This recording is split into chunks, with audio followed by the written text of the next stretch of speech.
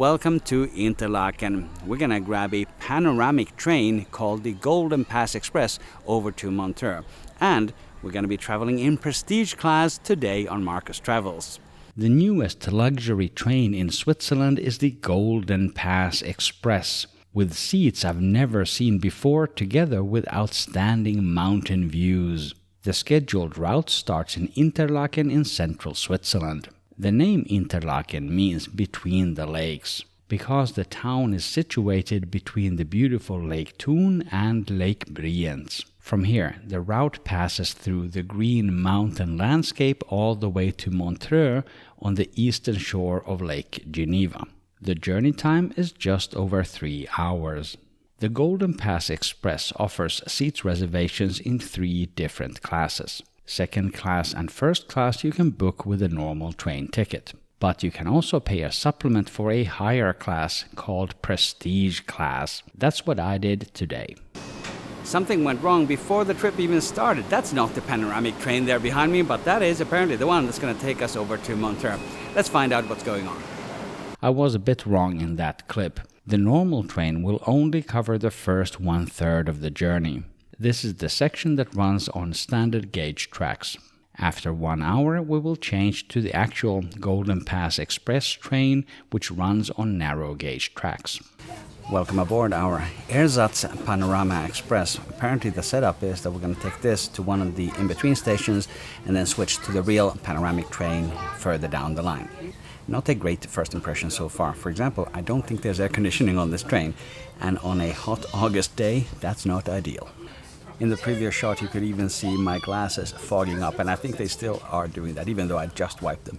One of the unique aspects of the Golden Pass Express is that it's supposed to be able to switch between the 2 track widths, but clearly that was not working today. I paid for this trip myself so that you get a non-sponsored and authentic travel review. Welcome to my channel, Markus Travels. You can learn more about how to book this trip with the link in the description below the video. Now we will get 1 hour in first class on a regular train from a company called BLS. We'll do a detailed tour of Prestige Class once we switch trains. But this first class product on BLS is already really nice. The seats are laid out in a 1+2 configuration. My seat has a Swiss power outlet and adjustable armrests. There's a coat hook and a transparent luggage shelf. There's a table that opens up like so. The seat reclines with this lever. The views out the window are stunning, especially when we run along beautiful Lake Thun. We are on our way, running next to the beautiful lake here at Interlaken. The views are the same, regardless of if it's the panoramic car or a regular, basically, commuter train that we're getting now, which also calls into question, do you actually need that panoramic ticket to enjoy this route? The answer could be no. I took a boat ride on the lake earlier.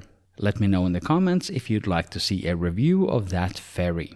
One benefit of the ferry is that you can sit outside and avoid the glare from the window. As part of that Prestige Class seat reservation, I also booked a meal, but I'm not counting on receiving it on this BLS train.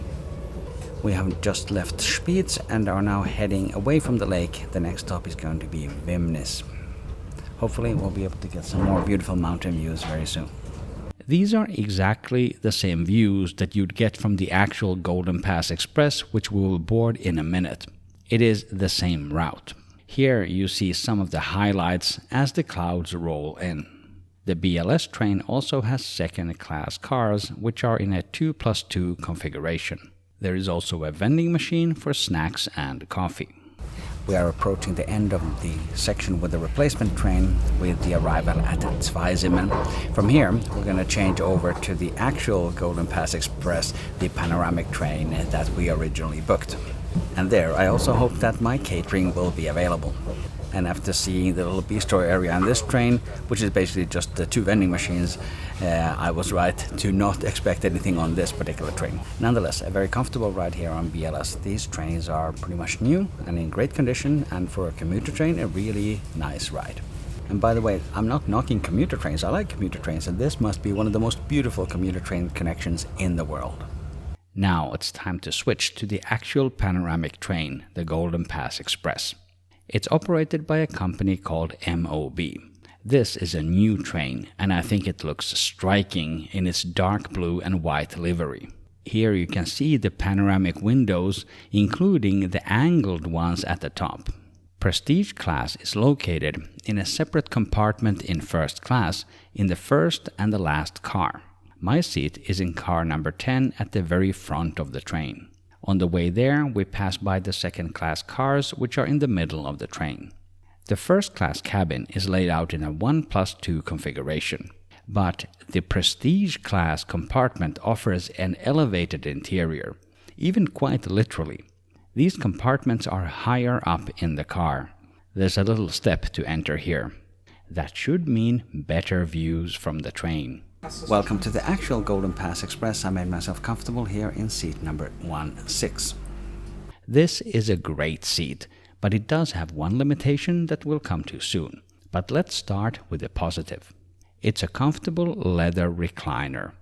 The winged headrest in particular feels very luxurious for a train. On the other side of the aisle, the two abreast seats have a similar design. And from here, we also have a great view of the train driver's cab and even through his windshield. As soon as we depart, the crew comes over with a little gift. Inside is a certificate for taking the Golden Pass Express and some postcards highlighting the route. This is very touristy, but pretty nice.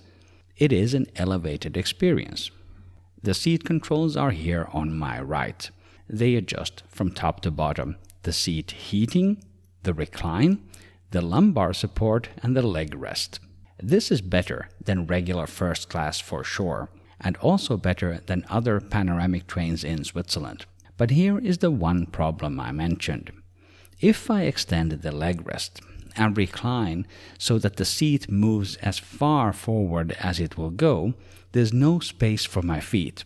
You see them pushing up against the wall. I'm 176 centimeters tall, that's 5'8", so not particularly tall. The legroom here is limited. As we continue the climb out of Zweisimmen, the crew member brings me the meal I had pre-ordered. This is a cheese and meat platter. It comes with a glass of wine and bread. Very proactively, he tells me to be careful with the glass so that it doesn't tip over when the train shakes. High marks for proactive service by MOB. And I say that in the context of another panoramic train, the Glacier Express I rode a few days later, where everything fell on the floor. There's a link to that video in the description. The meal was tasty, exactly what I expected. This was a good choice. I do wish, though, that it came with a glass of water as well. The table is located inside the armrests and deploys like so. The views were at their best at the start of this section. The rain clouds you could see, they really kicked in shortly after we left the station. Our journey through the Golden Pass is progressing very nicely. On time, of course. It is Switzerland after all. Unfortunately, it's been raining for most of the trip, but it still is. And that means that we can't really see any of the mountain peaks as they are obscured by the rain clouds. Nonetheless, you can clearly tell that this is a very scenic area where the train passes by the tall mountains on one side and the valleys on the other. For connectivity, we have power outlets at the seats. I don't know if there was Wi-Fi or not, I did not try. I understand that these seats rotate to make sure they're always facing the front like they do on Japanese trains. I think it's this pedal down here, but I was not able to work it. And also probably not allowed. Behind the seat there's ample storage for my backpack.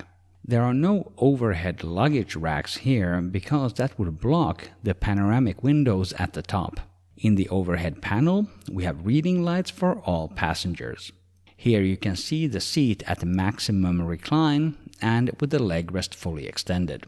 One point for improvement to MOB would be to clean the space above the leg rest more frequently. This was not my mess, you see here. For the optional meal, I chose the meat and cheese platter, which was nicely presented, and a nice simple snack type of meal that came with a glass of wine. Was it worth the $30 supplement? Well, this is Switzerland, so prices have very little meaning here compared to many other places. But I guess it is one of the ways in which this prestige class differentiates itself from the alternative, namely taking the BLS commuter train. The views are the same, but here you get a little more of that kind of luxury experience, if that is what you're looking for. A decent video idea, I think, would be one person takes the prestige class on the Golden Pass Express, the other person takes the BLS commuter train, gets a similar kind of cheese and meat platter and a glass of wine at the supermarket at the train station, and then you will have very similar experiences. One thing that I do like is the heating in this nice leather recliner. I currently have it on the second setting, and previously I thought it was maybe a little bit too warm, but I'm definitely, no pun intended, warming up to it. This is an unexpected nice feature. I did not think that I would actually be enjoying that at all. We are currently stopped at some station. I don't think there's anybody exiting here, but there is a red light in front, so we'll be stuck here for a couple of minutes.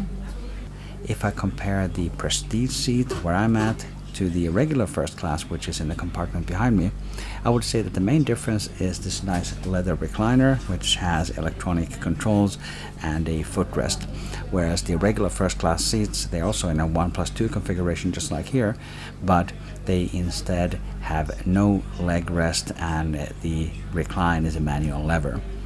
They also get a table in front instead of having the one in the armrest that I have here, and there's no butt heater in the regular first class. That, I think, is actually the biggest difference. Alright, we are rolling again. The reason why we had to wait was that there was a train coming in the other direction, actually from the same company, from MOB, and there's only a single track available here, so one train has to wait for the other one to go in the other direction. Many parts of the Swiss railway network do have double tracks, so one in each direction, but this is one of the few places where that's not the case. That heating mechanism, it's actually more of a back heater than a butt heater. Certainly the seat is warm as well, but it's easier to feel the heat of the seat in the back. That somehow sounded dirty. Never mind, I stand by it. There is a lavatory on board and it is in decent condition. Unusually for Swiss trains, it features both soap and hand sanitizer. Definitely hold on to those big sturdy handles when the train bumps around on the narrow gauge tracks. The rain eventually stops and we can enjoy some more beautiful views of the green valleys. Even though we're up in the mountains, this is not wilderness. People live and work and farm up here. Here's a train from another company. Transit, even in these remote areas, is excellent. Part of the journey also goes next to a deep valley. It's just behind these trees.